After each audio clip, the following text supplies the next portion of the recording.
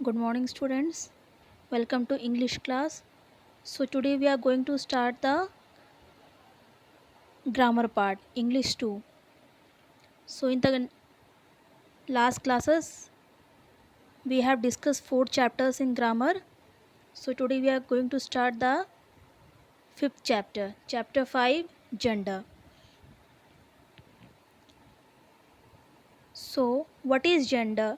In this class, we will discuss about gender and its types. हम आज के class में जेंडर पढ़ेंगे और उसके टाइप्स पढ़ेंगे कि जेंडर क्या होते हैं और कितने टाइप्स के होते हैं with examples. So let's start the class. So what is a gender?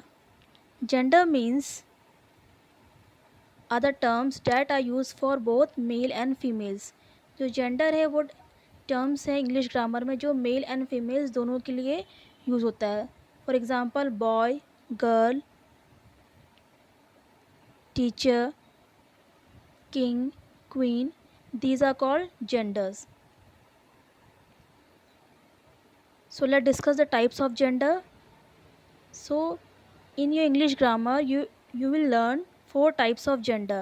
The first is masculine gender, second is feminine gender, third is common gender, and fourth is neuter gender.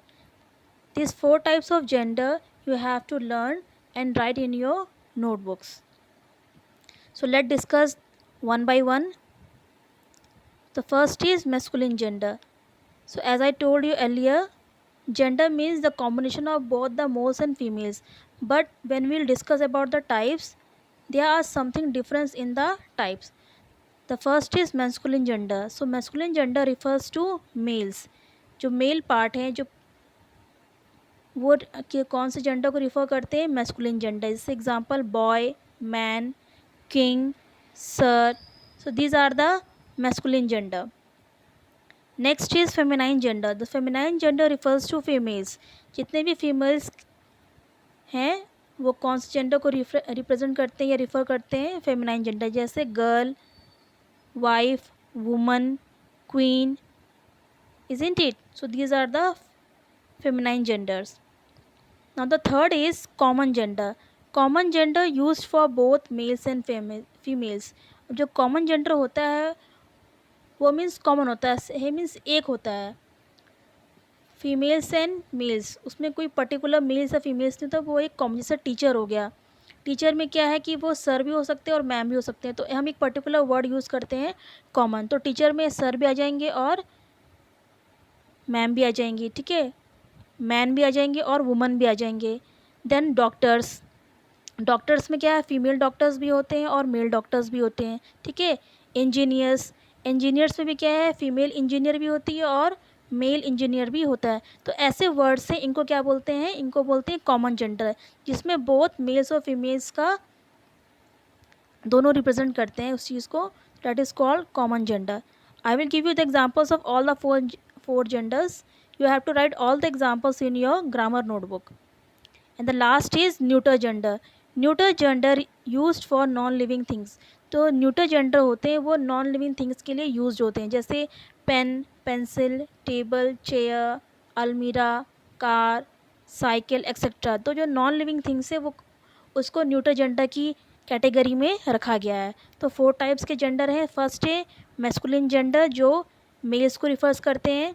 Second है feminine gender, दो females को refer करते हैं.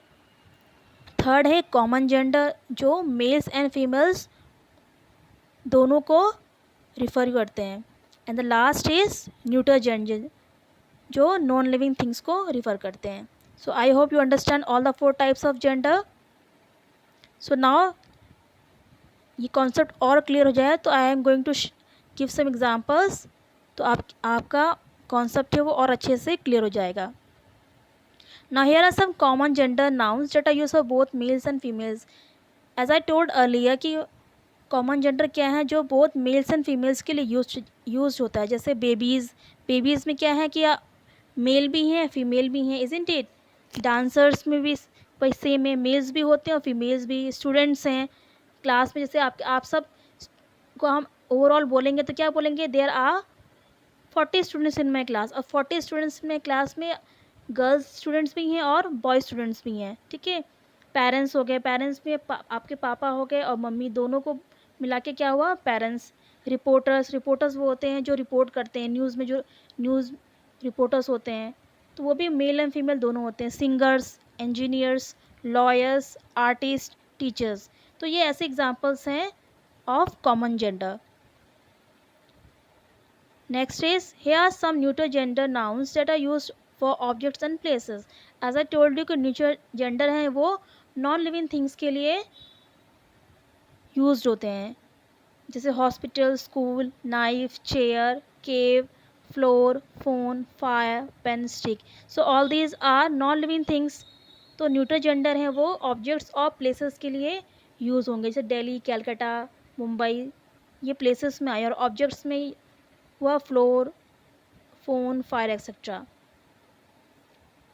Now here are some examples of masculine and feminine gender. से actor का क्या हुआ, feminine, actress, boy का गर्ल, किंग का क्वीन, सन का डॉटर, प्रिंस का प्रिंसेस, अंकल का आंट।